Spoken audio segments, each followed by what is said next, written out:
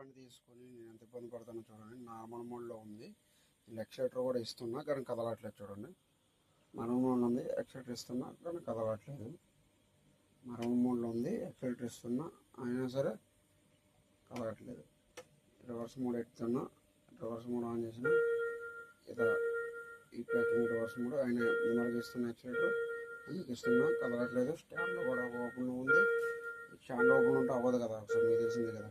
Restart ఇప్పుడు 3 సార్లు restart చేశాను అయినా సరే అవ్వట్లేదు. నార్మల్ మోడ్లో వెళ్ళట్లేదు, రీస్టార్ట్ ఏ మోడ్లో వెళ్ళట్లేదు అనమాట. ఛార్జింగ్ పెడదాం అనేసి డిక్ ఓపెన్ చేస్తే డిక్కి ఓపెన్ అవ్వట్లేదు. చూడండి, స్టాండ్ వేసాను, స్టాండ్ వేస్తే వచ్చింది. స్టాండ్ వేస్తే ఒకరికొకటి డిక్ కూడా తిరిగి వస్తుంది.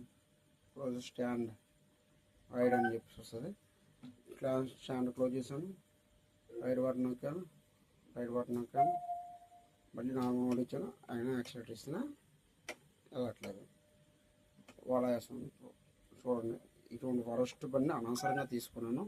మీరు ఎవరు తీసుకోకండి ప్లీజ్. డిక్కీ ఓపెన్ చేసినా అవ్వట్లేదు. చూసుకోండి, డిక్కీ ఓపెన్ చేసినా అవ్వట్లేదు.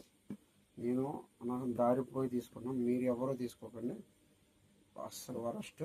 చూడండి, తీసుకుని 2 months అయింది, ఎంత అవ్వట్లేదు. కావాలంటే చూడండి, 8,000 కిలోమీటర్లు కూడా తిరగలేదు. 3,890 కిలోమీటర్లు మాత్రం తిరిగింది. తీసుకొని 8 రోజులు అవ్వలేదు. చూడండి, అప్పుడే ఓపెన్ కూడా అవ్వట్లేదు డిక్కీ. వరస్ట్.